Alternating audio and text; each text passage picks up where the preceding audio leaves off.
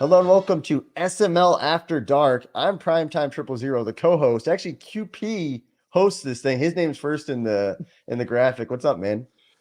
What's going on, buddy? Excited to see what this where this takes us. Yeah, this could flop after one episode, so we'll find out real quick. But I think we were talking and we were thinking we could come up with a show that is a little more authentic, a little more has a little more conversation and isn't just going through the motions. And I personally am kind of guilty of just having systematic shows of going through the motions. And this is gonna be a little bit different, a little more freelance. I don't know. What are you thinking? Yeah, and another thing is when we are talking, just know it's going to be very lighthearted. This isn't going to be getting on anybody in any serious manner. We're not going to be disrespectful or offensive towards you. We're just going to have some fun with it. But we will call out stupid stuff in chat, and we will call out dumb gameplay decisions and just random SML stuff. Actually, speaking of, the draft came up.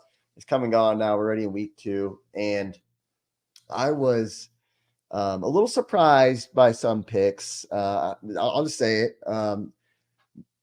When Bomber at number 2 overall took the Bears, I thought that was the biggest mistake in the draft. I watched that pick and I was like, it just did not feel right. It just seemed like he should have gone to the Bengals. He really liked the Bengals, maybe gone back to Philly, tried a coming home type of thing. I feel like he would have thrived more in a situation like that. And the Bears are going to be a really tough build. And I'm just wondering if he's having some buyer's remorse on that. Yeah, that's a good one. I think that I agree with where you're going with that, especially because I'm in primer with him, and I know he took the Texans, and so I know that that's two rebuild jobs that he's Tough. going through, and you got to really have an investment on both of those ends. So I think that that's a good one. For me, I feel like an obvious choice would be Matt in a way, just because his division mates are maybe some guys that he doesn't necessarily um, align with it from a gameplay standpoint. So I would say maybe him.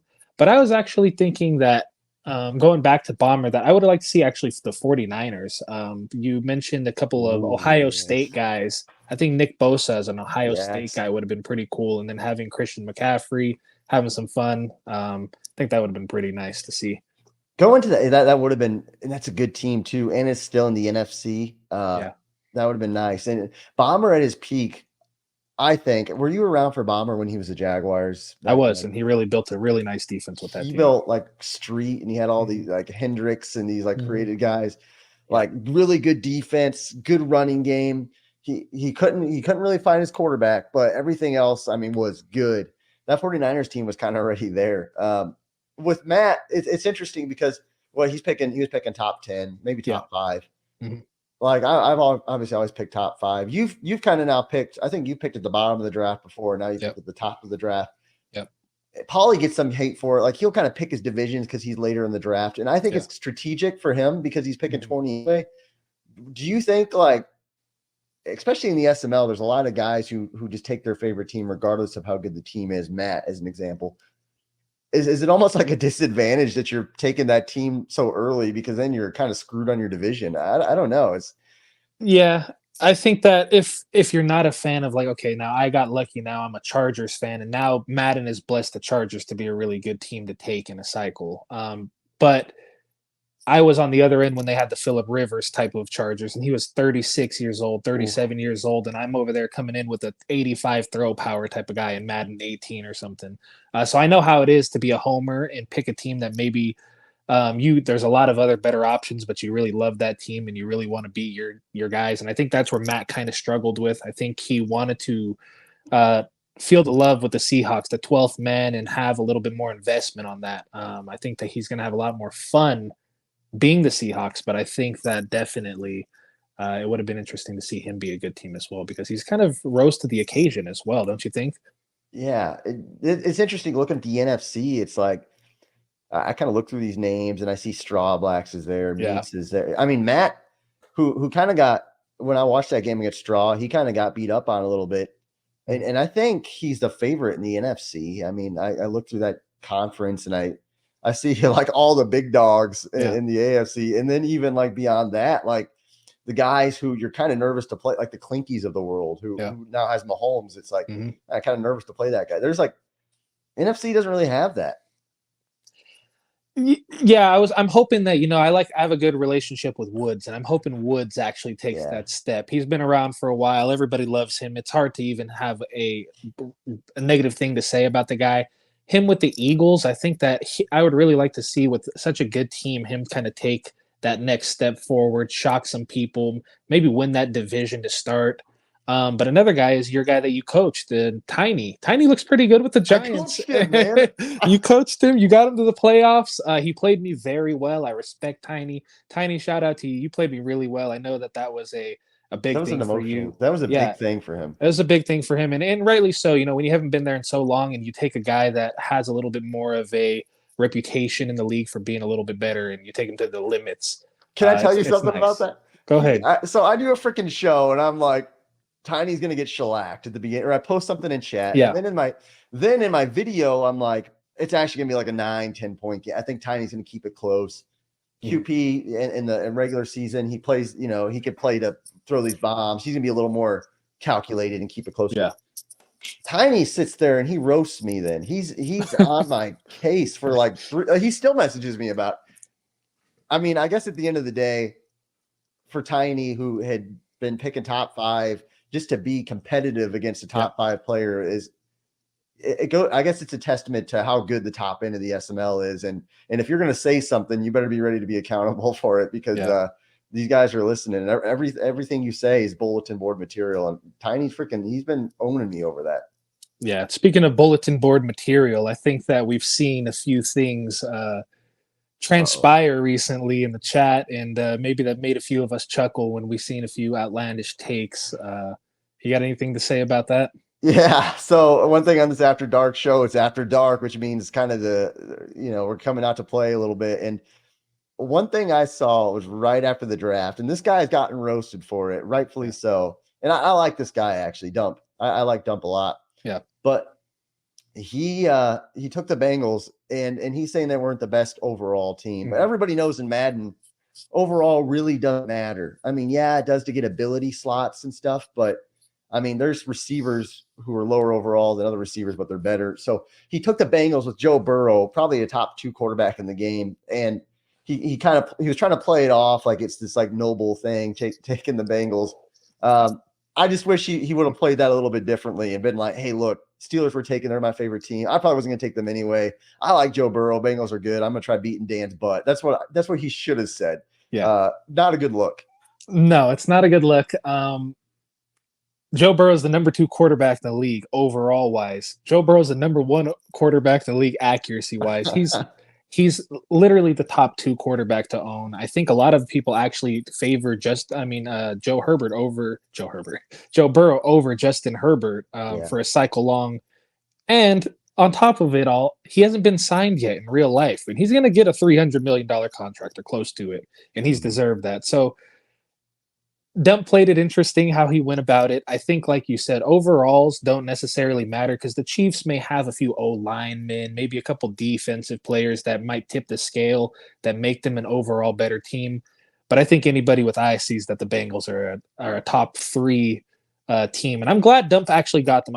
I'll actually, with all that being said, I'm glad Dump got a top team, because Dump being better is always better for the league. I enjoy Dump when he's confident. He's grown on me a lot over the time. He's changed a little bit. Shout out to Dump. Actually, I would actually like to say shout out to Dump for kind of changing in the chat and kind of becoming a nice guy and turning over a new leaf and being a mature adult now. It's the married life, I guess. So you just got to watch what you say, married, though. Man. He's got a lot exactly. Going on.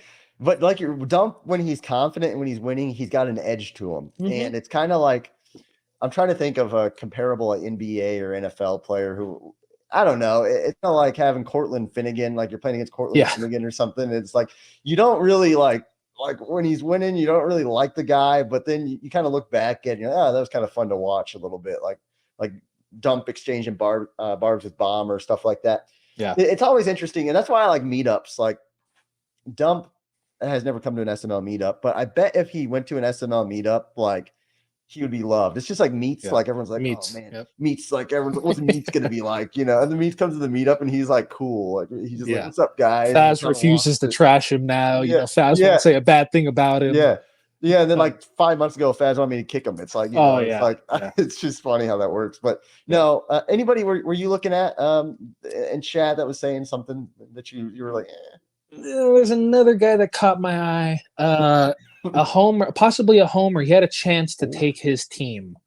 ooh, Um,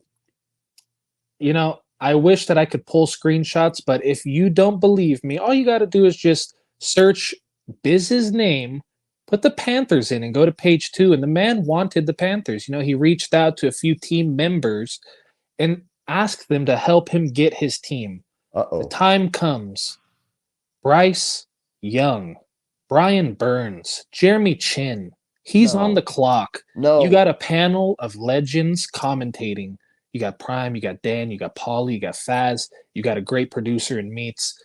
All-time production show, chance to make a name for yourself. Go NFC South, take your team, and what does he do? Takes the best team available. Goes 49ers, and then after the draft says Panthers were never the team to go with. I never wanted them. That disappoints me, Biz. We had a little thing going with the cycle. Everybody was taking their favorite team this draft, and he goes and does that. It, I agree. And actually, the Panthers are going into a division where I think Doink was in there, Yeah. B Muse was in there, and maybe but then he's like joining the division with like Matt, who's like top and it ended up being Straw Black. So it's like your Yeah. division's not much easier, and then you could have had your favorite team, and the cap situation's a lot better. And if you're a Panthers fan, they got their franchise quarterback. They picked number 1 overall. Like they got their guy. Like how could you not take them? Like How could you not take them? it was just weird. That was probably the weirdest thing so far of the cycle. Easily It has to be. Has to be. I mean, it's everything. He even said multiple times, "There's no way that these guys are going to fall to me." And a lot of people actually even said the Panthers' top 15 team possibly for a cycle long, just for building purposes. Like you said, you got the quarterback in real life. You got to be stoked about it. I know when I got my quarterback for my team, I was stoked about it. I can't speak for you, but I can't imagine when the Colts drafted their guy. You're stoked about it. When you get that franchise cornerstone piece, you have to come home. You have to play. You have to represent the right way. You do. It's weird because he sent me his and he put it in chat so I can disclose this. The Panthers weren't even like top 5 on his list. It was like Yeah, 49ers, like it was all the top teams. of course. Like, Yeah, yeah, so I don't know. It came across a little weak to me, Biz. And I respect you and I like you. yeah. And our show is not to down again. We're not here to down people. And when we I think I want to reiterate again, when we go say certain things, it's all in good fun. So Biz, Yeah. prove it. You proved that the 49ers were the right choice. I want to see you win. I want to see you win one division, maybe 2 divisions this year. Over Matt, over Straw. I want to see it. Especially year one. Especially you're right, because Matt's got Geno Smith. Yep. Straw's got Matt Stafford. Yeah. He's actually going with Stetson Bennett. Yeah, that's right. Yeah. That's not a good look there. No. So by the way, speaking of team building and teams, I was looking at Doink in chat. And he's like, "Hey, I got a dev boost on us, Ritter, and then I think another player of his is kicker or something. 2 dev boosts in a row in preseason, just unheard of. Mm-hmm. What are you thinking? Do you think there's foul play? Something about Doink. He gives you this, like, if you've ever seen Harry Potter, there's this school or this class called Slytherin. Doink just seems like a guy that would be in Slytherin. Draco Malfoy. Yeah, he's doing things when nobody's looking. He cuts the corners. He doesn't go the whole lap when he runs in gym class. Yeah, It's little things like that, and it makes you wonder what Doink's really up to. He has, a lot of confidence. He talks a lot with a lot of guys. He connects with a lot of guys. mm-hmm. And not to mention, he's a commissioner in another league. He knows a few things. He knows. I'm not going to point any fingers. But his knowledge is a lot further than people think. I'll say this: Doink is a cheating scumbag. No, listen, Doink, he's probably doing it the right way. Just got incredibly lucky. Yeah. Mm-hmm. But man, I'm jealous. I am jealous because if Anthony Richardson gets that superstar thing, I'm changing my profile picture to that, and I'm just like cocky for a week and a half. I mean, that was his biggest question mark on his team. and now he's got a superstar quarterback. I mean, that's just stupid. And Yep. that's stupid by Madden, how like easy they made. I mean, it's just random, I I don't think, unless understand it. Doink actually knows Yeah. the code, but and messes with So Doink. was it week one? Was it week one that he got it for a Uh, dev or? it was like week 2 or week 3 preseason. Yeah, And then he yeah. got See one during training camp the too. so Just random. so so it's pretty interesting. And on top of all that, it actually lowers his XP points as well. So when he's Devin Ritter now, because he's a superstar, he's even lower. So like you said, cleans up the quarterback situation for the cycle probably. And who knows if there's foul play? Who knows if there's not? I just know that it's like when you get that +2 speed and the token boost, you're just you're almost creaming yourself. You're feeling Well, real here's good. the It's thing. You're feeling kind of good, but you're also like, I wonder if people are gonna see exactly, this. yeah, So exactly, like, yeah, you're a yeah, little yeah, nervous. yeah. That's exactly how it is. And he was, and kudos to him for coming to you and telling you about it. Yeah. That takes a lot of character rather than people just showing up week one and Desmond Ritter is a superstar Oh, suddenly. we were in the cycle party chat, and you should have heard him squeal. He was fired up about it. Um, it just also goes to show like how out of touch EA is with their franchise customer base. Oh, Like, absolutely. they have their MUT section. It's like they can't separate like MUT versus franchise and how Yep. like hardcore I think us nerds are.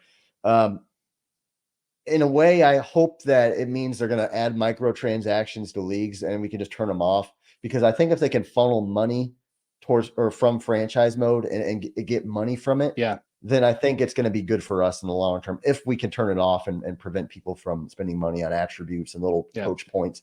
I think that's going to be the only way franchise mode survives and gets better is them finding a way to make money off of it.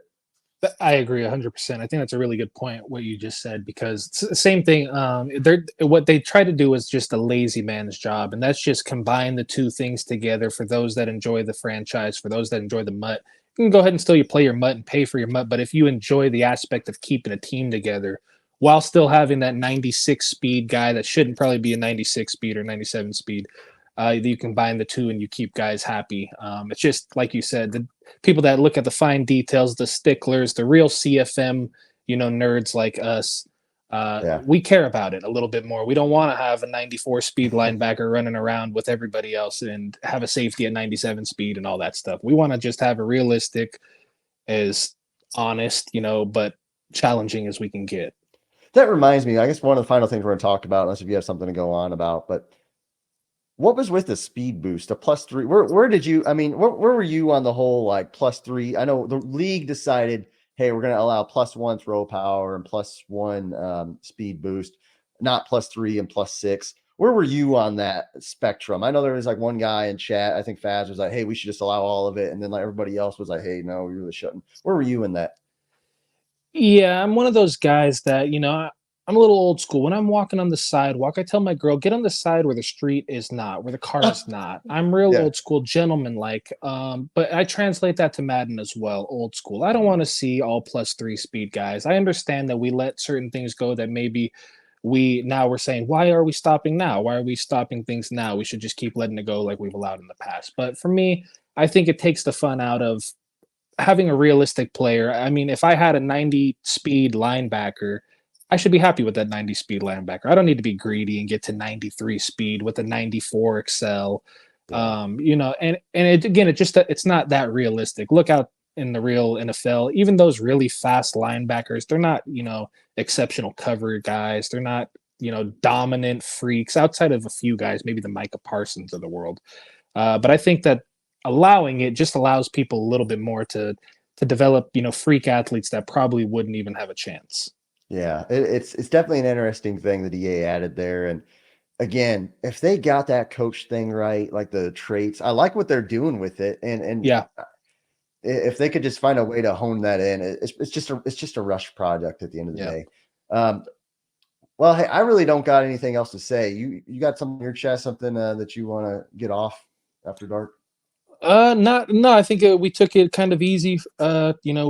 Episode one, we'll see how it kind of plays out. And if we get to episode two, it might pick up a little bit more. Yes, guys. Let us know if you want us to keep doing it. Just tell us. If not, then we'll shut this down after episode one, I guess. But appreciate you guys watching. Obviously, hey, SML is back. comment in the comments below if you have any topics you want us to hit on, or DM me or Q screenshots of stuff in chat that you see that you're like, hey, you guys should address this, and we'll address it. Thanks again for watching, guys. And just remember, we see everything. So if you say something at 10 p.m., you think we weren't around, you think somebody's around, somebody screenshots it, somebody sends it, we see it. We'll see it, baby. Have a good day, guys. See you around. Peace out.